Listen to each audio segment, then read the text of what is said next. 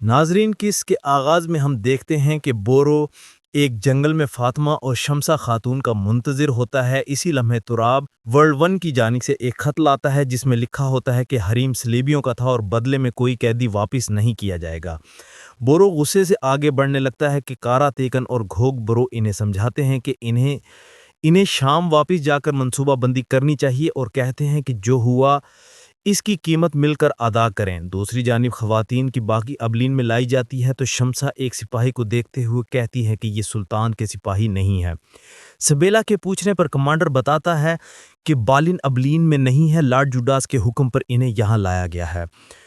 قدس میں bowling Baldwin سے کہتا ہے کہ انہیں حریم قلعہ پوری شان سے فتح کرنا چاہیے تھا۔ لارڈ گائے اور ولیمز کہتے ہیں کہ صلاح الدین کی ابھی تک کوئی خبر نہیں ہے، شاید مر گئے۔ اسی لمحے لارڈ جوڈاس وہاں پہنچتا ہے اور کہتا ہے کہ قیدیوں کی بجو میں سبیلا بھی سوار تھی، زینکیو نے شاید اسی لیے اس پر حملہ کر دیا ہے۔ بالڈوین غصے سے کہتا ہے کہ اس حرکت پر انہیں کوئی معافی نہیں ملے گی۔ ادھر جنگل میں سلطان پودا لگانے کے بعد اس کو پانی دیتے ہیں۔ بزرگ کہتے ہیں کہ اب انہیں جا کر امت کو متحد کرنا ہے اور وہاں سے پلٹ جاتے ہیں۔ شام میں آجسیز کو غصے میں پا کر قاضی فاضل اس سے کہتے ہیں کہ خواتین کی حفاظت ضروری ہے، بورو اس سے حساب لینا بات کی بات ہے۔ اسی لمحے بورو ساتھیوں کے ساتھ آتا ہے۔ خواتین کو ساتھ نہ دیکھ کر قاضی فاضل کی پریشانی میں مزید اضافہ ہوتا ہے۔ گھوگ برو کہتا ہے کہ انہیں فتح کے ساتھ ساتھ شکست کو بھی تسلیم کرنا چاہیے۔ قاضی فاضل کہتے ہیں کہ ہر بار نصیحت کو نظر انداز کرنے کا یہی نتیجہ ہوگا۔ کچھ میں بالڈوین فیصلہ کرتا ہے کہ وہ فوری طور پر شام پر حملہ کر کے اس پر قبضہ کریں گے۔ لارڈ جوڈاس بھی اپنے دستے کے ساتھ جنگ میں شامل ہونے کا فیصلہ کرتا ہے۔ شام میں بورو قاضی فاضل کے کمرے میں ان سے معافی مانگنے آتا ہے، جس پر قاضی فاضل اسے پاس بٹھاتے ہوئے کہتے ہیں کہ غفلت سب سے ہو جاتی ہے، لیکن اس مشکل گھڑی میں انہیں ایک دوسرے کے ساتھ ہونا چاہیے۔ اسی لمحے الیاس خبر لاتا ہے کہ خود سے ایک بہت بڑی فوج شام کی طرف رواں دواں ہے، جس پر ان دونوں کی آنکھیں پھولی کی پھیلی رہ جاتی ہیں۔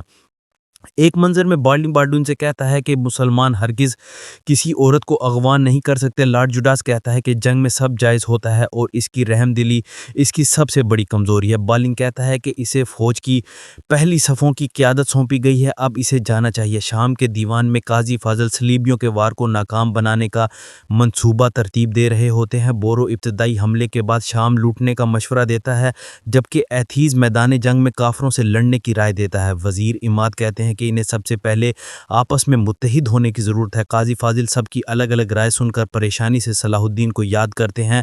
ادھر بالڈن اپنے لوگوں سے کہتا ہے کہ وہ پہلے مسلمانوں سے بات کرے گا کہ اس کی بہن اور شام کو اس کے حوالے کر دیں۔ بالڈن کہتا ہے کہ بات چیت میں مصلحت ہے، ایسا نہ ہو کہ وہ سبیلا کو نقصان پہنچائیں۔ لارڈ گائے کہتا ہے کہ وہ اپنی بیوی کی حفاظت کر سکتا ہے۔ دوسری جانب شام کے دیوان میں کوئی ایک رائے پر متفق نہیں ہوتا۔ اسی لمحے ادرس بالڈوین کے مذاکرات کی خبر لاتا ہے۔ اگلے لمحے بالڈوین ان سے کہتا ہے کہ انہوں نے اس سے کیا ہوا معاہدہ توڑ دیا۔ قاضی فاضل کہتے ہیں کہ اس کو غلط فہمی ہوئی ہے، وہ اسے ساری حقیقت بتاتے ہیں، لیکن وہ یقین نہ کرتے ہوئے جنگ کی دھمکی کے ساتھ پلٹ جاتا ہے۔ باہر لارڈ جوڈاس شمسہ اور فاطمہ خاتون کے ساتھ پہنچتا ہے اور کہتا ہے کہ اس کی بہن بحفاظت قدس میں ہے اور ان خواتین کا استعمال کر کے وہ بغیر لڑے شام حاصل کر سکتے ہیں۔ بورو دیکھتے ہوئے آگے بڑھنے لگتا ہے، لیکن قاضی فاضل اسے روک لیتے ہیں۔ بالڈوین سے کہتے ہیں کہ وہ میدان جنگ میں عورتوں کے پیچھے چھپ کر گرنا جتنا گر چکا ہے۔ فاطمہ اور شمسہ خاتون انہیں شام کافروں کے حوالے کرنے سے منع کرتی ہیں۔ ولیمز کہتا ہے کہ وہ اسے خاموش کراتے ہوئے مسلمانوں کو کچھ مہلت دیتا ہے کہ شام حوالے نہ کرنے پر وہ قیدیوں کا مرہوا منہ دیکھیں گے۔ قاضی فاضل کہتے ہیں کہ فیصلہ اور حکم صرف سلطان کا ہے اور سپاہیوں کے بیچوں بیچ سلطان کو آتے دیکھ کر ان کے گھر والوں کے چہرے کھل اٹھتے ہیں کہ جس زہر سے آج تک کوئی نہیں بچ سکا یہ کیسے بچ گئے۔ سلطان کہتے ہیں یا تو وہ نکل جائیں یا پھر تلواریں نکالیں۔ وہ لمحہ دکھایا جاتا ہے جب سلطان دیوان میں داخل ہوئے تھے اور سب چونک گئے تھے۔ سلطان نے غصے سے ان سے کہا کہ کیا وہ سب لوگ مختلف رائے کے باوجود متحد نہیں ہو سکتے تھے؟ بورو کو آگے بڑھتے دیکھ کر سلطان نے اسے ہاتھ سے روکتے ہوئے کہا کہ یہ وقت دشمن کو شکست دینے کا ہے۔ ادھر دونوں طرف کی تلواریں بے نام ہوتی ہیں۔ سلطان اعلان کرتے ہیں کہ رحم دلی کا دور ختم ہوا۔ خواتین کو پھر سے بگی میں بٹھا کر لارڈ گائے لے جا رہا ہوتا ہے کہ بورو اور کارا گوش ان کے پیچھے جاتے ہیں۔ حیرت انگیز طور پر بگی کو سامنے سے سائرہ روکتی ہے۔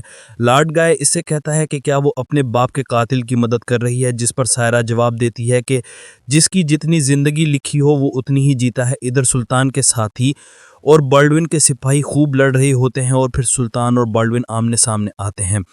سلطان غضب سے اسے کہتے ہیں کہ پہلے اس نے بیت الحزن میں ان کے سپاہی شہید کیے، پھر ان کے گھر کی عورتوں کے پیچھے چھپ کر وار کیا اور اسے زخمی کرتے ہوئے تلوار گرا دیتے ہیں۔ سلطان وہ لمحہ یاد کرتے ہیں جب بالڈون نے ان کی جان بچائی تھی، لیکن ضبط کرتے ہوئے اس کے سینے پر زوردار وار کرتے ہیں اور اسے منہ کے بل گرا دیتے ہیں۔